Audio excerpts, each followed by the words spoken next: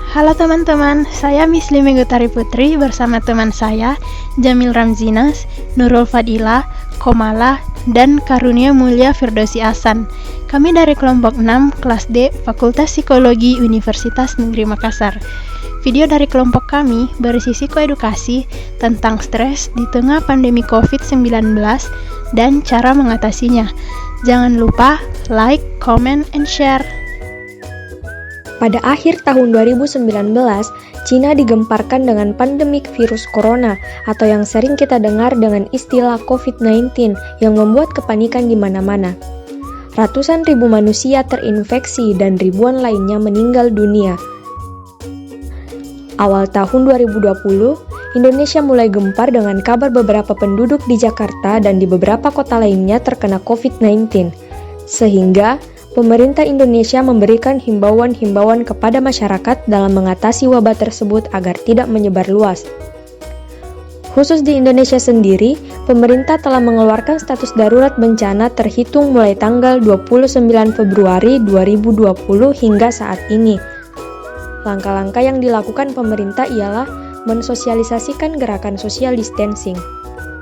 Konsep ini menjelaskan bahwa untuk dapat mengurangi bahkan memutus mata rantai virus corona atau COVID-19, semua orang harus menjaga jarak aman dengan orang lainnya minimal 1 hingga 2 meter dan tidak melakukan kontak fisik secara langsung dengan orang lain serta menghindari pertemuan massal. Sehingga pemerintah menghimbau agar tetap di rumah saja dan tidak keluar rumah jika bukan keperluan yang sangat penting.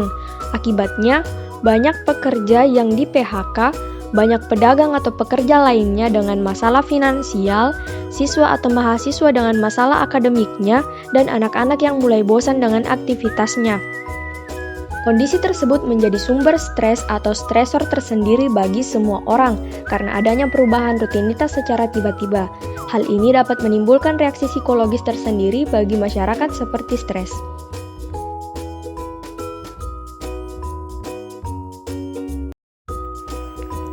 Berdasarkan hasil survei melalui Google Form dari kelompok 6, kami mendapatkan beberapa permasalahan dan keluhan. Namun, yang paling mendominasi adalah stres. Oleh karena itu, kami akan memberikan psikoedukasi tentang stres dan cara penanganannya. Stres akan sangat memungkinkan dialami oleh seseorang di tengah pandemik virus corona ini. Jadi sekarang, kami akan coba untuk menjelaskan apa dan bagaimana itu stres. Stres adalah tekanan yang terjadi akibat ketidaksesuaian antara situasi yang diinginkan dengan harapan. Sumber stres dipicu oleh stresor dan tentunya stresor tersebut berasal dari berbagai sumber, yaitu yang pertama adalah lingkungan. Nah, yang dimaksud dengan stresor lingkungan di sini ada 3, yaitu yang pertama, sikap lingkungan. Seperti yang kita ketahui bahwa lingkungan itu memiliki nilai negatif dan positif terhadap perilaku masing-masing individu sesuai pemahaman kelompok dalam masyarakat tersebut. Tuntutan inilah yang dapat membuat individu tersebut harus selalu berlaku positif sesuai dengan pandangan masyarakat di lingkungan tersebut. Yang kedua, tuntutan dan sikap keluarga. Contohnya, seperti tuntutan yang sesuai dengan keinginan orang tua untuk memilih jurusan saat akan kuliah, perjodohan, dan lain-lain yang bertolak belakang dengan keinginannya dan dapat menimbulkan tekanan pada individu tersebut. Yang ketiga, perkembangan ilmu pengetahuan dan teknologi atau yang biasa disebut dengan iptek. Tuntutan untuk selalu update terhadap perkembangan zaman membuat sebagian individu berlomba untuk menjadi yang pertama tahu tentang hal-hal yang baru. Tuntutan tersebut juga terjadi karena rasa malu yang tinggi jika disebut gaptek. Kemudian, ada yang bersumber dari diri sendiri. Yang dimaksudkan adalah yang pertama, kebutuhan psikologis, yaitu tuntutan terhadap keinginan yang ingin dicapai.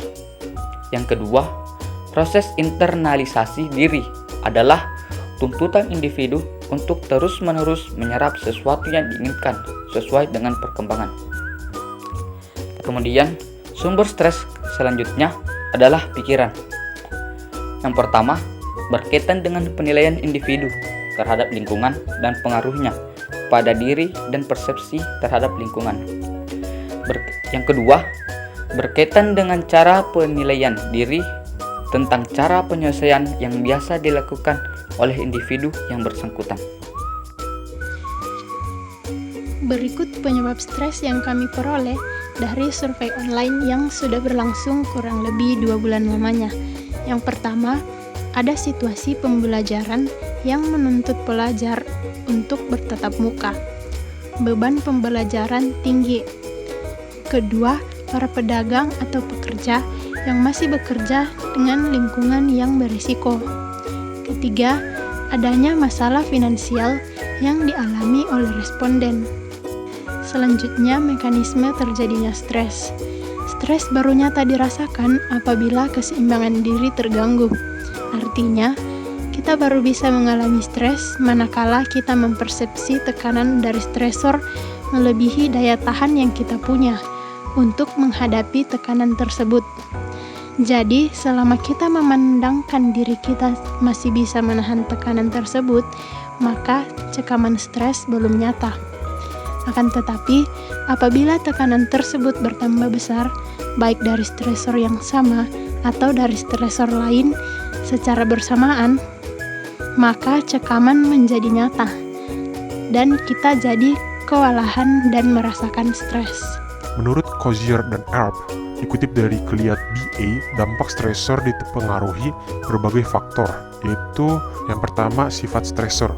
Pengetahuan individu tentang bagaimana cara mengatasi dan dari mana sumber stresor tersebut serta besarnya pengaruh stresor pada individu tersebut membuat dampak stres yang terjadi pada setiap individu berbeda-beda. Kedua, jumlah stresor, yaitu banyaknya stresor yang diterima individu dalam waktu bersamaan. Jika individu tersebut tidak siap menerima, akan menimbulkan perilaku yang tidak baik, misalnya marah pada hal-hal yang kecil. Yang ketiga, yaitu lama stresor. Maksudnya seberapa sering individu menerima stresor yang sama. Semakin sering individu mengalami hal yang sama, maka akan timbul kelelahan dalam mengatasi masalah tersebut. Yang keempat, pengalaman masa lalu, yaitu pengalaman individu yang terdahulu mempengaruhi cara individu menghadapi masalahnya. Kelima, tingkat perkembangan, artinya setiap individu memiliki tingkat perkembangan yang berbeda, seperti yang sudah disebutkan bahwa stresor dan sumbernya memiliki banyak keragaman, sehingga dapat disimpulkan stresor yang dihasilkan beragam pula. Menurut Sri Kusmiati dan Desmiarti, berdasarkan penyebab stres dapat digolongkan menjadi 3. Yang pertama itu stres fisik, yang disebabkan oleh suhu atau temperatur yang terlalu tinggi atau rendah, suara amat bising, sinar yang terlalu terang, atau tersengat arus listrik. Yang kedua, stres kimiawi, disebabkan oleh basa asam kuat, obat-obatan, zat beracun, hormon, atau gas. Stres mikrobiologi disebabkan oleh virus, bakteri, parasit, dan menimbulkan banyak penyakit. Yang ketiga, stres fisiologi, disebabkan oleh gangguan struktur, fungsi jaringan, organ, atau sistematik sehingga menimbulkan fungsi tubuh tidak normal. Stres proses pertumbuhan dan perkembangan disebabkan oleh gangguan pertumbuhan dan perkembangan pada masa bayi hingga tua. Intervensi. Prinsip homeostatis, individu selalu berusaha mempertahankan keadaan seimbang pada dirinya, sehingga bila sesuatu saat terjadi keadaan tidak seimbang, maka akan ada usaha mengembalikan pada keadaan seimbang. Itu menurut Bart Smith, coping mempunyai 2 macam fungsi. Yang pertama itu emotional focus coping, dan yang kedua problem focus coping. Emotional focus coping biasa digunakan untuk mengatur respon emosional terhadap stres. Pengaturan ini dilakukan melalui perilaku individu seperti bagaimana meniadakan fakta-fakta yang tidak menyenangkan. Dan yang kedua, problem focus coping, yaitu dilakukan dengan mempelajari keterampilan-keterampilan atau cara-cara baru mengatasi stres. Berbicara mengenai upaya mengatasi stres, Maramis berpendapat bahwa ada bermacam-macam tindakan yang dapat dilakukan untuk itu, yang secara garis besar dibedakan menjadi 2. Yang pertama yaitu cara yang berorientasi pada tugas atau task oriented, dan yang kedua cara yang berorientasi pada pembelaan ego atau ego defense mechanism.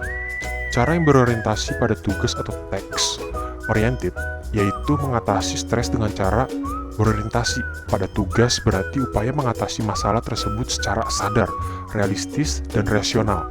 Menurut Maramis, cara ini dapat dilakukan dengan serangan, penarikan diri, dan kompromi.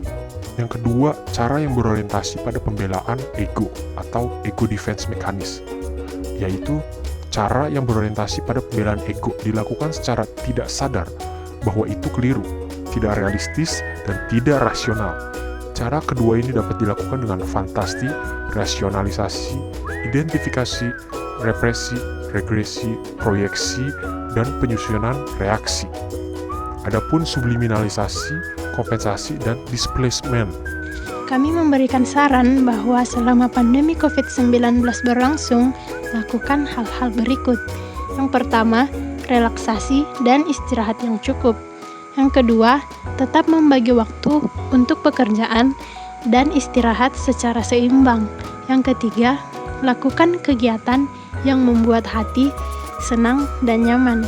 Yang keempat, lakukan olahraga rutin yang bisa dilakukan di rumah. Yang kelima, berbicara dengan pihak atau orang yang bisa dipercaya jika merasa lelah dan mengalami emosi negatif. Yang keenam, selektif dan bijak dalam mencerna berita.